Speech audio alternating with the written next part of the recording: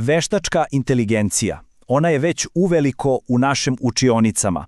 I sad, postavlja se ono glavno pitanje. Da li je to neki super saveznik koji će nam stvoriti nove generacije genijalaca ili je to pretnja koja će zapravo uništiti samu suštinu učenja? E pa, ajde da zajedno potražimo odgovor. I pazite, ovo nije samo neko tehničko pitanje. Ma kakvi? Ovo je duboko ljudsko pitanje.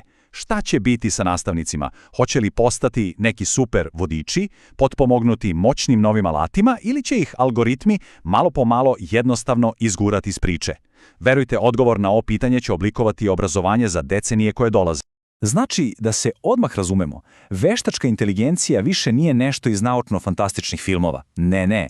Ona je tu, među nama i već sada aktivno menja pravila igre. I to u svemu, kako učimo, kako se predaje i kako se na kraju krajeva vrednuje znanje. E sad, da ne bismo pričali samo u teoriji, hajde da vidimo kako sve to izgleda u praksi. Pogledat ćemo rad jednog sjajnog tima, Centra za robotiku i veštačku inteligenciju u obrazovanju ili skraćeno CERA-EJE. Oni su sa Univerziteta u Beogradu i bukvalno su, što bi se reklo, na prvoj liniji fronta. Primenjuju sve ove tehnologije direktno u našem školstvu. Dobro, ajde da krenemo od one lepše strane priče, od te neke optimistične vizije. Kako bi zapravo mogla da izgleda ta idealna učionica budućnosti koju pokreće veštačka inteligencija? Zvuči uzbudljivo, zar ne? Ovaj citat, pa on pogađa pravu centar. Point uopšte nije u tehnologiji kao takvoj, znate. Nije fora imati robote i algoritme čisto da bi postojali. Ne. Cela ideja je iskoristiti da se stvori sistem učenja koji je, ljudski, interaktivniji i na kraju krajeva mnogo efikasniji. Ali šta to tačno znači u praksi? Pa pre svega, personalizacija. Zamislite, AI prilagođava gradivo svakom učeniku ponaosob, nema više onog jedna veličina za sve. Onda, tu je i taj super koncept obrnute učionice. To znači da klinci uče teoriju kod kuće uz pomoć AI alata, a onda na času se radi ono pravo, diskusije, rešavanje problema, timski rad. A nastavnik, on dobija brdo korisnih podataka i konačno ima vremena da se posveti onome što je najvažnije, pedagoškom radu sa učenicima. I da ne mislite da je ovo samo neka pusta priča. Ma kakvi. Ljudi iz CRAI centra već prave konkretne stvari. Razvijaju smart učionice koje se bukvalno prilagođavaju učenicima. Prave AI avatare sa kojima može da se vežba. Čak i hearables, one male slušne senzore koji prate da li je učenik koncentrisan. Mislim, to je ogroman potencijal. Ali, uvek postoji ono ali zar ne? Kao i svaki moćan alat i veštačka inteligencija ima svoju, recimo, tamniju stranu. Nosi ogromne rizike i sad je vreme da pogledamo baš to. Znate, linija između dobre upotrebe i zloupotrebe, ona je neverovatno tanka. Alat koji bi trebalo da podstakne kritičko razmišljanje može vrlo lako da ga u potpunosti zameni. Personalizacija, super stvar, ali može da se pretvori u algoritamsku pristrasnost, gde sistem gura neke učenike, a druge zapostavlja. A tek podaci, oni koji bi trebalo da pomognu, mogu i tekako da ugroze privatnost. I naravno, tu je onaj najočigledniji problem, onaj o kojem svi pričaju. Akademska neiskrenost. Prepisivanje, varanje, nazovite to kako hoćete.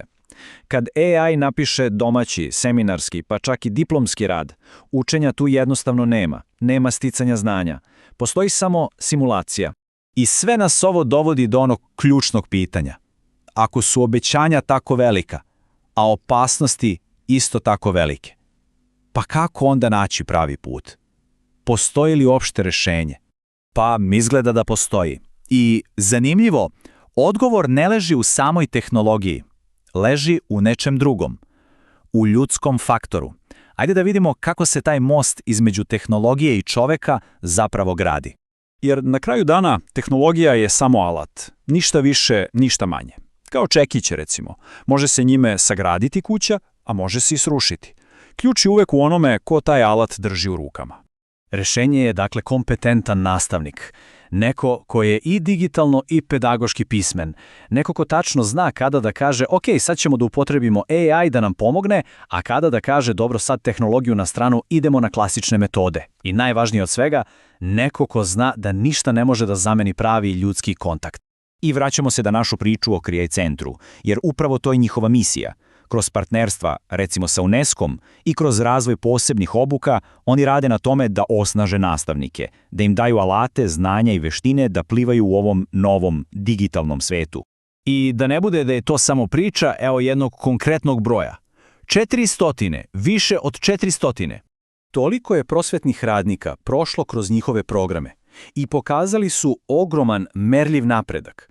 Sada ne samo da kapiraju tehnologiju mnogo bolje, već su svesniji i svih onih etičkih zamki.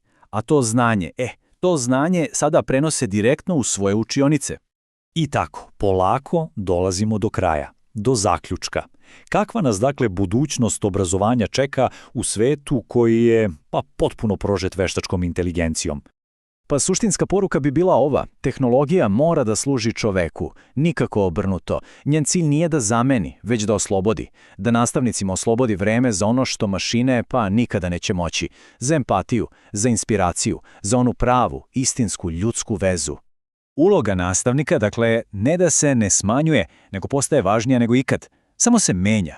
Nastavnik više nije samo neko ko prenosi informacije, on postaje onaj ko podstiče kritičko mišljenje, onaj ko inspiriše kreativnost i možda najvažnije, on postaje moralni kompas u svetu koji se menja brzinom svetlosti.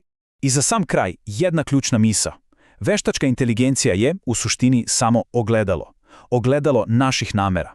Budućnost obrazovanja, ona nije zapisana u nekim algoritmima, u našim je rukama.